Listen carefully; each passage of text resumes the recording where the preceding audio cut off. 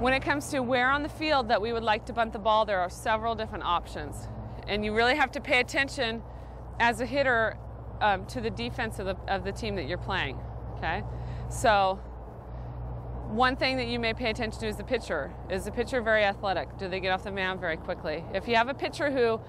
does not have a very good overhand throw, or they're not very athletic, well, that's a good place you want to bunt the ball, because if you're going to sacrifice,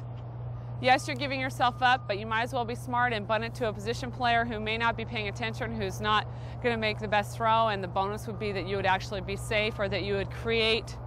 a little bit of a ruckus and be able to get that runner from first base to third base or second base all the way home, okay? So you want to make sure that you bunt the ball. If you're watching the game, which you should be paying attention to when you're in the dugout, okay, you may want to bunt it to a pitcher who doesn't have very good range, isn't very athletic, isn't very quick off the mound, has a funky pitching style, or maybe doesn't have the best overhand throw, okay? That's one good option. The second option would be to bunt it to the corners if you have a corner who's way back or has any of the above, where they have trouble throwing the ball to first base, or they're not very quick as they're coming in, okay? A lot of times, as soon as your corners know that you're in a bunting situation, they're going to creep up, and that would be not the best place to bunt the ball, because you don't want to